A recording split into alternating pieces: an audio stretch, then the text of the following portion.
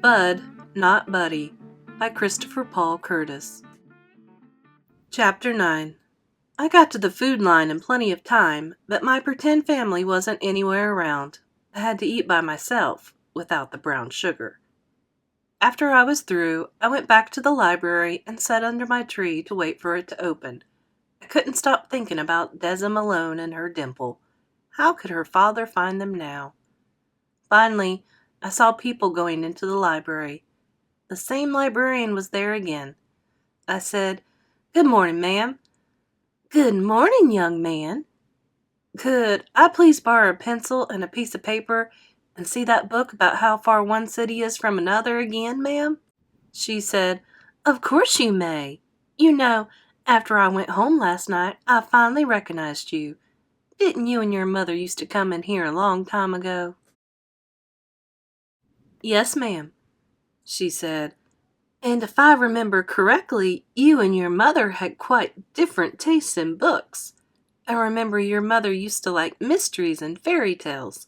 Isn't that so?" Man, I can't believe she remembered that.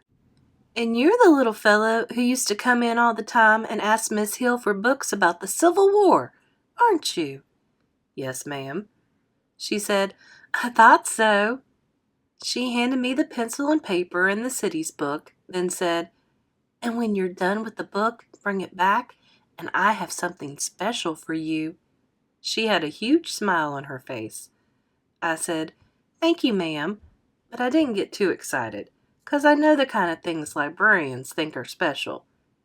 I went over to a table and found Flint and Grand Rapids in the lines of the book. I looked where the two lines met, and it said 120.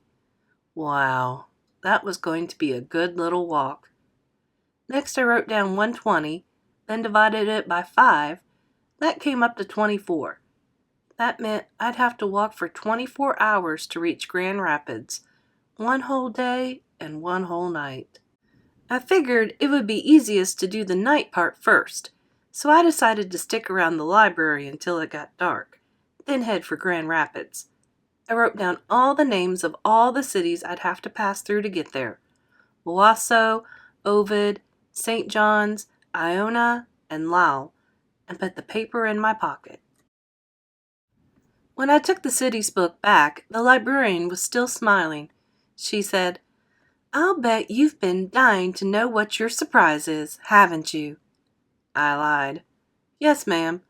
She reached under her desk and pulled out a thick book called The Pictorial History of the War Between the States. Wow, the book was gigantic. "Thank you very much, ma'am," she said. "Enjoy, enjoy, enjoy." I took the book back to my table. I didn't want to tell her that I wasn't really interested in history. It was just that the best gory pictures in the world came from the Civil War, and this book was full of them. It was really a great book. There's another thing that's strange about the library. It seems like time flies when you're in one. One second, I was opening the first page of the book, hearing the cracking sounds the pages make, smelling all the page powder, and reading what battle the pictures on what page was from. And the next second, the librarian was standing over me saying, "I'm very impressed. You really devoured that book, didn't you? But it's time to close now. You may start up again first thing tomorrow." I couldn't believe it. It happened again. I spent the whole day reading. Her words snapped a spell that was on me, and my stomach started growling right away. I was going to be late for the mission. When she was walking me to the door, the librarian stopped at her desk and said, "Now I know that knowledge is a food, but I couldn't help noticing you never went to eat. You must be very hungry." She handed me a paper bag and gave me another smile. "Thank you, ma'am." She smiled. "See you tomorrow." I said, "Yes, ma'am. Thank you for everything." I went back under the Christmas tree and got my suitcase. By this time tomorrow, I'd be looking at the face of the man who had to be my father. I started eating the cheese sandwich the librarian gave me, and then I headed out for Grand Rapids. It's funny how ideas are. In a lot of ways, they're just like seeds. Both of them start real small, and then whoop, zoop, sloop. Before you can say Jack Robinson, they've gone and grown a lot bigger than you ever thought they could. If you look at a great big maple tree, it's hard to believe it started out as a little seed. I mean, if you pick up one of those maple tree seeds and turn it over a couple times in your hand, there's no way your brain will buy that this little thing can grow up into something so big you have to bend your neck back just to see the top of it. Something so big that you can hang a swing on it, or build a treehouse in it, or drive a car into it and kill yourself and any bad luck passengers that might be taking a ride with you. Ideas are a lot like that. That's what the idea of Herman E. Calloway being my father started as. Something so teeny that if I hadn't paid it no mind, it would have blown away with the first good puff of wind. But now, here it was so big and important and spread out. The idea first got started when I was looking in my suitcase at one of the flyers showing Herman E. Calloway and his band. That was like the seed falling out of a tree and getting planted. It started busting its head out of the dirt, and me and the other boys at the home were getting our nightly teasing from the biggest bully there, Billy Burns. He'd said, "I don't even belong in this place. I've been put here by mistake, and it ain't going to be long before my mama comes and gets me out."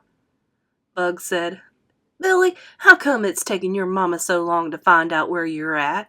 She must have a real bad memory. Seems like since she was the one what dropped you off here, she'd have remembered where she left you by now." Billy said, Well. You take a look at who piped up, Mr. Bugs. You know, I've seen lots of people who have roach-infected houses, but you're the first person I've seen who's got a roach-infected head. I wouldn't expect a little ignorant roach head like you to know nothing about folks coming back here to get you out. You don't even have no idea who your mama and daddy is. Any fool you see walking down the street could be them." He looked at the rest of us and said, 7 little boys in this room, and not a one of y'all know who your folks is. This is a sure enough sad collection of souls here, boy." I said, "That's not true. I know who my mama is. I lived with her for 6 years. Another boy said, "Me too. I lived with my mama for a long time." Billy Burns said to me, "Is that right? What about your old man? How many years you lived with him? I got a nickel here, and you know what it says?"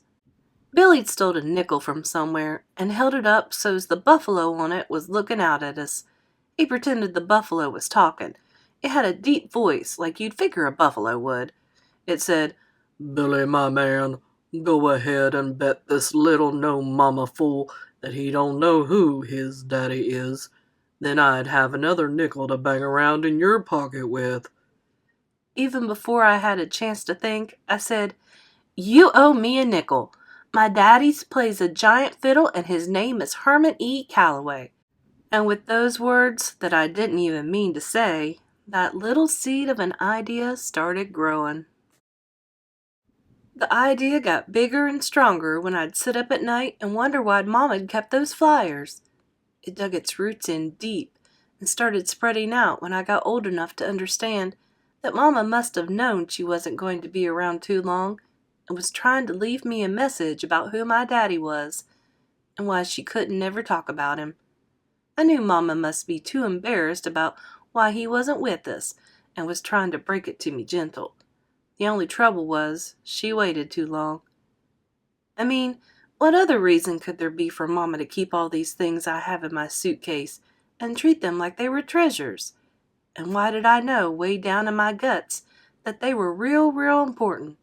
So important that I didn't feel comfortable unless I knew where they were at all time. The little idea had gone and sneaked itself into being a mighty maple, tall enough that if I looked up at the top of it, I'd get a crick in my neck, big enough for me to hang a climbing rope in, strong enough that I made up my mind to walk clean across the state of Michigan. I opened my suitcase and pulled the flyers out before it got dark. I put the blue one with the writing about Flint on it on the bottom and looked at the others. Two of them had the same picture of Herman E. Calloway and the two guys, but the first was called Herman E. Calloway and the Terminally Unhappy Blues Band. They were called Master of the Delta Blues, and the other one was called Herman E. Calloway and the Gifted Gents of Gospel, featuring Miss Grace Bless Thomas's vocals. They were the servants of the Master's salvation. The two other flyers just had little drawings. The first one was a drawing of an accordion and told about the band named H.E. Calloway and the Wonderful Warblers of Warsaw, who were the masters of the polka. The second one was a picture of some mountains, and it told about a band named H.E. Vonnegut and the Boisterous Big Band of Berlin, who were the masters of all we behold. I put the flyers back in the suitcase and stood up. Just like Bugs, I was going west.